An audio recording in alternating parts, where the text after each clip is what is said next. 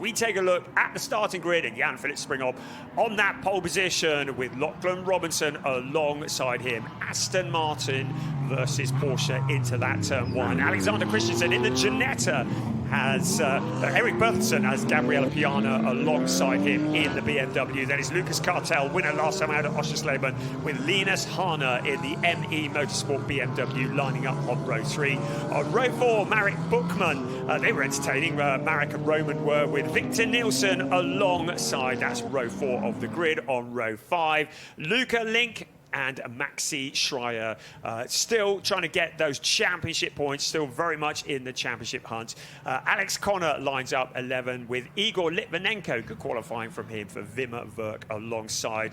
Leon Bauschmuller has Nicholas Guillaume alongside him. It's a BMW versus a Porsche on row 7. On row 8, Cayenne Potez has Jesper Jensen. Jesper, the front-running Pro-Am car. Tim Horrell is lining up 17th with Mikhail Maniszewski alongside him. And then it's Damon Suzushin. Great to have him back, the Canadian driver again, with Gregor Schneider, another newcomer, the German driver, lining up 20th on the grid.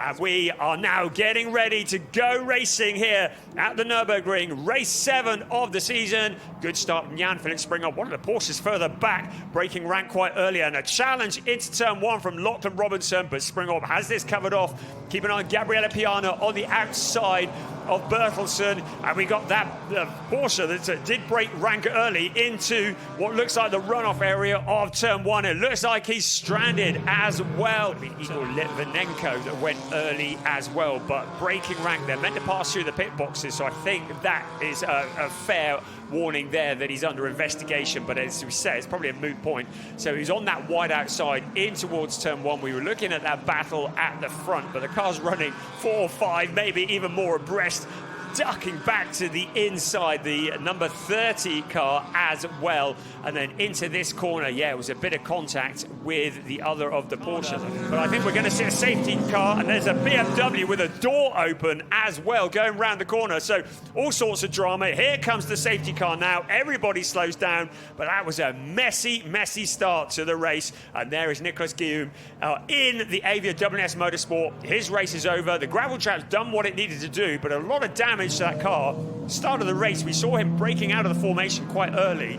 This is the view from Cayenne Potez on board with the Mercedes driver, and you can see it all unfolding in front of him, and he was very much, I'll have some of that, thank you very much. Ducks through on the inside, avoids the drama, and Nicholas Guillaume goes back to the pits with his head hanging low, and his day is over. And Frederick Zebis is not even going to get to sit in the seat this afternoon. No, very frustrating. Another chance tomorrow, of course. Whoever qualified for Q1 is the driver that starts the car. Whoever did the second qualifying session is the driver that starts for race 2, which is going to be tomorrow. I was looking at the that pink BWT Muka Motorsport Mercedes driven by the British driver, ex-single-seater race, ex-F4 and F3 racer Alex Connor. He made a really good start, actually, but he was tight to the inside curve. There were 4 abreast at one point into that corner, and he just about avoided contact because he had to ride the curve to squeeze through. But Luca Link has closed in on Cartel in the 87 Toyota as well. So this one, it's kind of all compressing that melee we saw at the start of the race, featuring way too many cars to list now. You can see in your graphic, no further action. So now, side by side for second place here, because Piana is pouncing. He's going for second place in the BMW on the way into turn 1, down through the gears, hard on the brakes. He's got the inside line, just don't overcook it because you go too deep into the corner. Understeer wide. He's got the inside line for the next turn, though, which is going to be a left-hander. The BMW gets through to sort of park it on the line now. The Porsche of Robinson kicks up dust, but there's nothing he can do. Piana is through and up to second. So a couple of laps ago, out along the pit straight we come once again. So Lachlan Robinson, Gabriele Piana running side by side. This is a replay, I beg your pardon. Oh dear, it's been a long day. This is a replay of it. That's Piana into turn 1. And you can see the late braking of Gabriele Piana Robinson tried to do that tuck back. We see it so many times at the Nürburgring. But there's nothing he can do. Piana is through and up to second. So the championship leader passed second in the championship, now chasing after third in the championship. Every point is going to count here. While all that's been going on, Jan-Philipp Springov's opened up a gap of about 1.6 seconds. Link in the BMW with a queue of cars behind him, and there in that queue is Alex Connor trying to get the position back away. Then he lost a couple of laps to go to Maxi Schreier. They're battling over 9th place, and the British driver in the Mercedes letting that car drift as wide as it can onto the curbs, get his power down early. In the background, that BMW did gain a place to Victor Nilsson, now back up into the top 12. As Alex Connor now challenges Maxi Schreier. That is for 9th place. Schreier having to drive pretty defensively out of turn 11, but surely out along past the pits here. Connor's going to have the grunt. Is he going to go to the inside? Is he going to go to the outside? He's behind at the moment, getting something of a slipstream as they head towards turn 1. I think he's going to duck to the inside, or is he? The late braking, you can see the Mercedes just snaking under the braking. Maxi Schreier goes deep into the corner, holds on to that position. He has the line into turn 2, but Schreier having to defend for all his worth. You can see the Connor car really snaking under braking. He was leaving it as late as possible. Now into this sequence of corners around turns 3 and 4. Schreier still with the nose in front, but surely Connor is going to get the job done. He gets a wheel onto the dirt. The dirt rises into the air. In the background, Leon Bouchmuller trying to get involved as well. Alex Connor will be mindful of the fact now that if he tries to pull alongside the Porsche and it doesn't stick, then there's going to be a BMW in the hole. Meanwhile, while all that's going on, Victor Nilsson is closing in. Luca Link has been in, and he has handed over the 49 car to Lewis Moser. When the clock strikes 0, we'd expect Moser to come out. The clock's still running, so they've lost about 1.5 seconds through that pit sequence. Yeah, the best pit stop so far in that. The team that's got as close as they can to the minimum pit stop time, the number 32 of WNS Porsche, 95.1 seconds, and all the way around the outside he's trying to go here. Victor Nilsson in the BMW tries it, then flicks back to the inside and dives down the inside of the way into turn 2. The door slams in his face. He can't quite get through there, but well, they're right by them on the track, but they're nowhere near him in the race. So you've just had, for example, Alex Connor, who was stuck completely behind the number 30 Porsche, which he's not racing. There's a lap between them. One's pitted, one hasn't, but he couldn't find a way past it, and it compromises potentially your race as we get a very sideways Giannetta on the way into the Vidal chicane, trying to wipe out one of the barriers, but not quite doing so. Yes, Giannetta, apparently they're very good for sliding. Right, here's Piana in. Here comes Benjamin Silvesterson, opens the door, helps unplug Gabriele Piana. Piana will jump out of the car, keeps his record of starting every GT4 Germany race there's ever been. The 31 car arrives with some gusto into the pit, so Lachlan Robinson handing over to Denny Burnt. So Robinson is done for today. It's down to Denny Burnt now to bring the thing home. Right, well, we've got one that may have gone underneath, the 91 car. Jesper Jensen's hand over to Lawrence Gruhl. You can see the red P. Red P is always bad news because it means he's probably gone under the minimum pit stop time.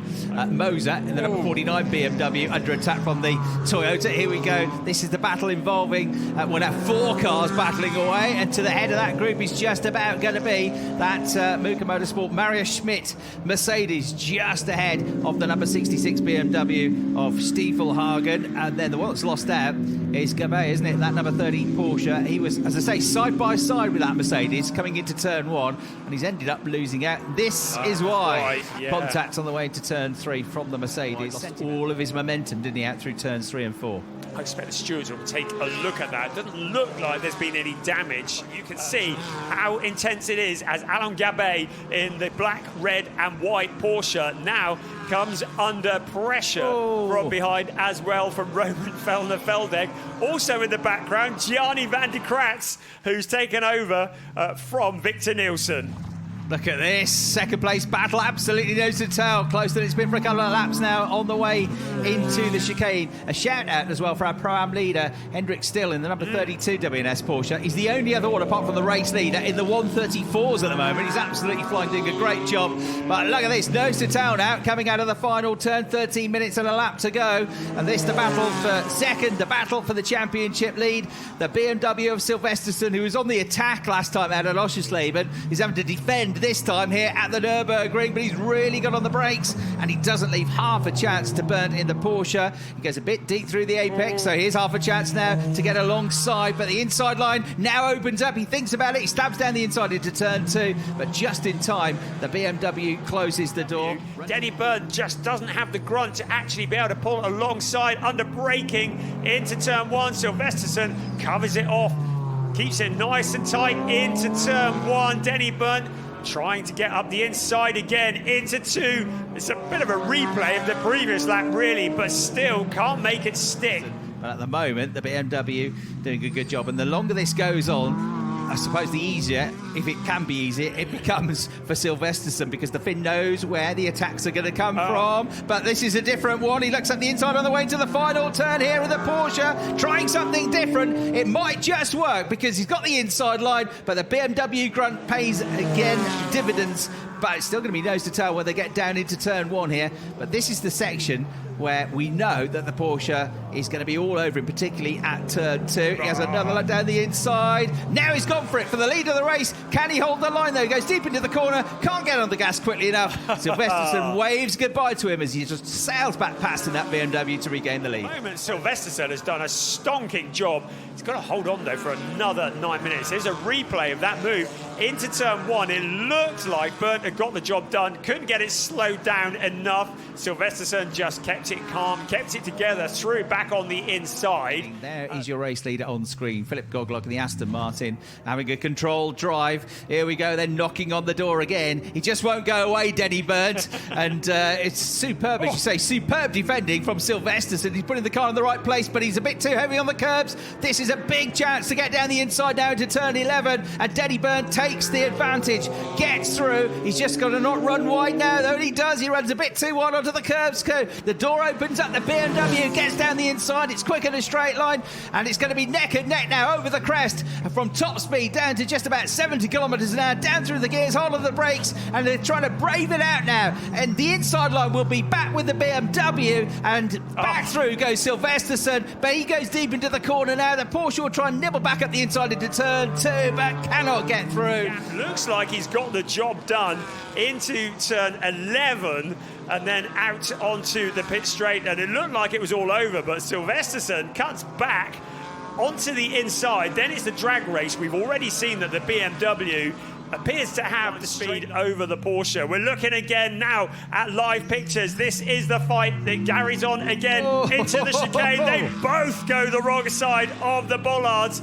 Now the stewards might want to get involved in this. At the moment, Silverstone has that second place. Denny Bernd back into third, but both cars going the wrong side of the bollards in the chicane. Let him race. This is fantastic, isn't it? Absolutely nose to tail. Here we go again. He's got the better momentum, Denny Bernd, in the Porsche this time. He's going to have to go the outside route. He can hang on to the outside line at turn 1. He gives him the inside for turn 2. He's got his nose in front, but he hasn't got the place yet.